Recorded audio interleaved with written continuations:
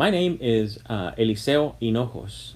Most people can't say my name, so they just call me Eli. So you can feel free to call me Eli if we ever meet face to face. Thank you for tuning in.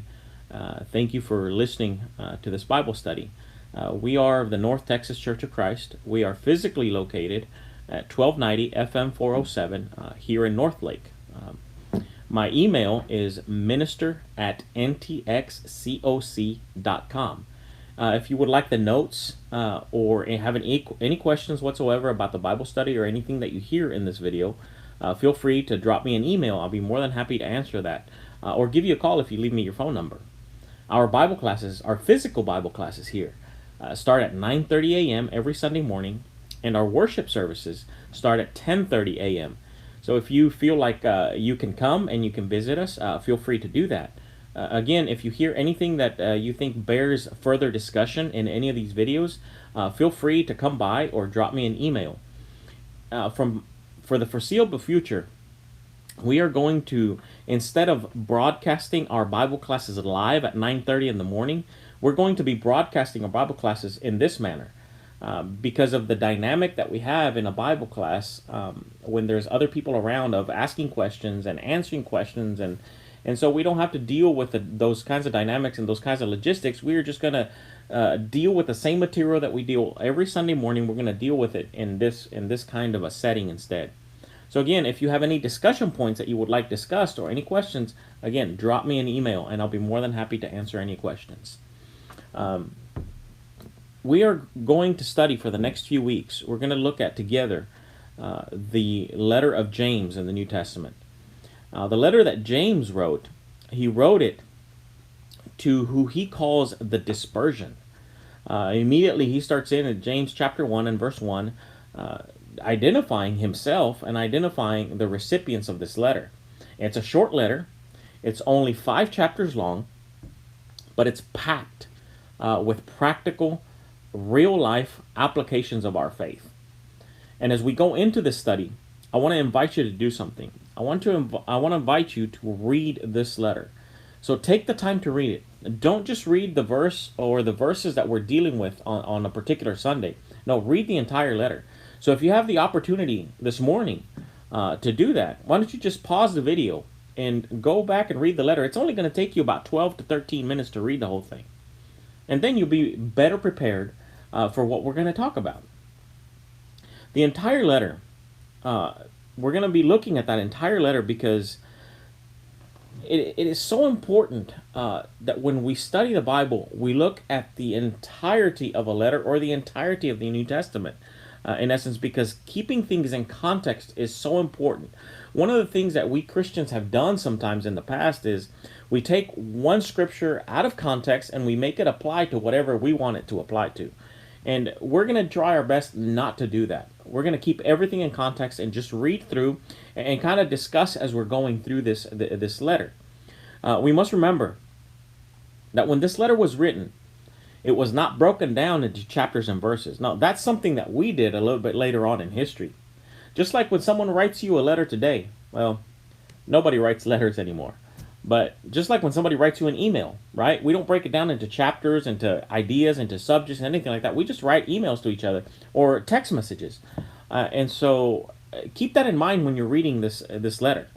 It was a letter that was written in its entirety to Christians that was spread out all over the place in the first century. The entire letter, we're going to be reading it in sections so that we can go through it together. We must, in essence, I want us to remember that what we're doing is we are reading someone else's mail. Most scholars believe that James, the author of this letter, is a brother to Jesus, or rather a half-brother to Jesus.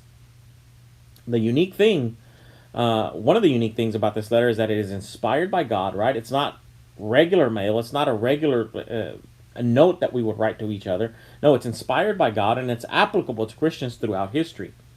Now, James, the half-brother of Jesus, was a leader in the church in Jerusalem. If you want to know a little bit more about that, you can go do your own research or send me an email, and I'll send you some references about that.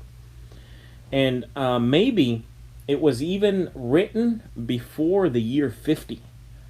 I want you to realize what that means. Okay, because if this letter was written before the year 50, we're talking about only maybe 15 to 20 years after Jesus' resurrection. That means that this letter was written before a lot of the other letters in the New Testament. It's and one of the biggest controversies in the New Testament, in the New Testament world, in the New Testament in Christianity, was something that we call the Judaizers. Now, the Judaizers was a group of Jewish Christians that were trying to make Gentile Christians follow Jewish laws in order to become Christians. Those guys were called Judaizers. And that was a big deal, and it was a big controversy in Christianity in the first century. And what's interesting about this letter that James wrote is that he doesn't deal with that problem at all. So it's a possibility that it was even written before those problems were rising up in the church. So because of that, like I said, I think that this letter was written rather early on in the New Testament. And Jewish Christians used the synagogue a lot to gather. And one of the terms that James uses here in James chapter 2, when he talks about people gathering together, he uses the term synagoguing. And that's a term that's not used anywhere else in the New Testament. So it's interesting that he uses that type of language. So that's why I think that this letter is kind of written early on, because he writes in very Jewish terms. So that said, I believe, right, because of the evidence in the letter and the evidence that's also in the New Testament, that this letter is written to Jewish Christians. And it is a letter that is written in order to be a circulatory letter. That means that it was written from Jerusalem to go out into different congregations of Christians and be read by different groups. So this letter was one that was taken from city to city, right? And maybe even people made copies of it and sent it somewhere else. But it was written to be read in different cities, in different parts of the New Century world, and it was still applicable to everybody, right? Hence the word dispersion that we see in the very first verse of this letter. The word dispersion literally means dispersed. It means that there was Christians everywhere by that point, right? So it's not dealing, like I said, with any specific problems or any specific regions like some of the other New Testament letters are. That's why it is written in such a way that it applies then and it applies today. Because a lot of the issues that James brings up, like the use of the tongue, wisdom, he even brings up issues like prejudice and racism, prayer. A lot of those issues that he brings up in this short letter are still very applicable today. So let's just go ahead and read right the first verse, and we'll talk about that a little bit for just a few minutes, and then that'll be the end of our study today.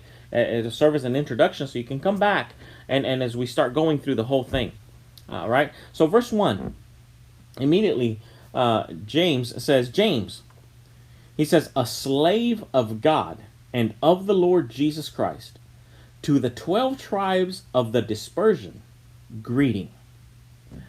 Now I want you to notice that I used the word slave.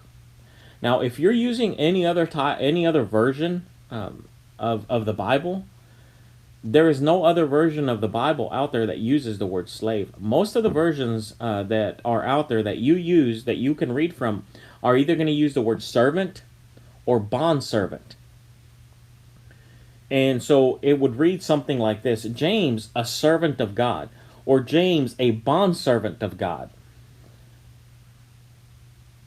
And I have to tell you that I find that a little bit interesting, because I think it's an attempt by the interpreters or even translators of the Bible to be politically correct for our world today, because the word that is used here in the original language does not mean servant.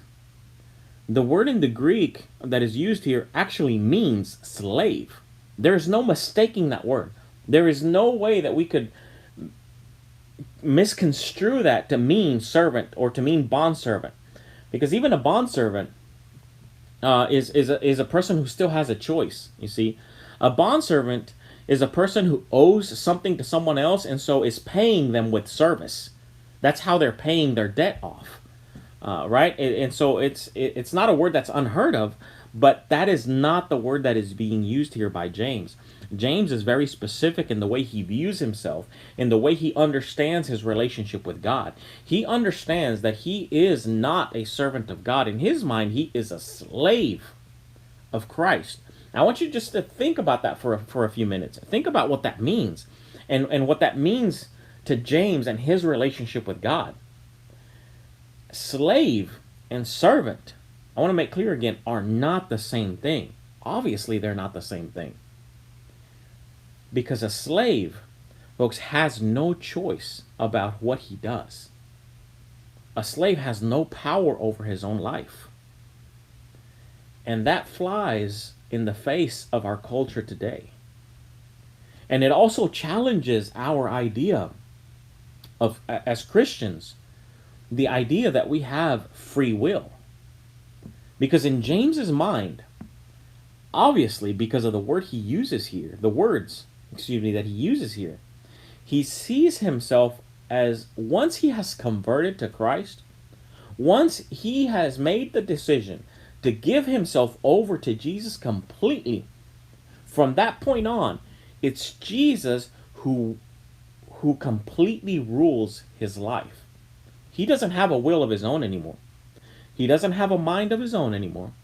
He doesn't have, even what he does every day is not about who he is. No, it's about who Jesus is and what Jesus is asking him to do.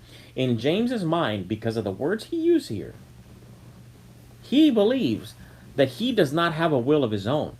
And it brings to mind, right, that prayer that Jesus himself prayed in the Garden of Gethsemane when he's before God and he's getting ready to go to the cross. And he says to God in his prayer, which most of us know, he says, Lord, not my will be done, but yours. He completely surrenders to his Father. See, and this concept of being a slave of Christ, that's what James is echoing here, because he understands that once you have committed yourself to Jesus, you no longer belong to you. No, you now belong to God through Jesus Christ. So you have no more will of your own. His will is now your will. His life is now your life, right? We get lost in him. And that flies in everything that our culture teaches us, because our culture teaches us to look out for number one, and your identity is number one. Well, let me tell you that if you are a Christian, and we are Christians, our identity is no longer ours. Our identity is hidden in Jesus Christ. And that's what James has a very clear perspective of just by reading this, just by reading this greeting. Right? This is who he thinks he is. James sees himself as not having a will of his own. Instead, he has adopted Jesus' mindset and Jesus' perspective about everything. That is why he uses the word slave. I like to think, right? I like to think that I still have a choice about the things that I do or about the things that I don't do. And honestly, we do. But if I see myself as a slave to Jesus, like James does, then I don't have a will of my own, do I? Just something for you to think about. Just something for us to think about as we go into this letter. Because in our consumerist culture, I think that sometimes we treat church like a restaurant, and we treat Jesus like our waiter. We come to church, and if we don't see what we like, we don't get what we want, we go look for something else. Or we don't like the food that we're served, we give it back and we say, well, I want something else. Doesn't it sound like something we would do? And that's how we treat Jesus. We treat God like if he is ours and not we're his.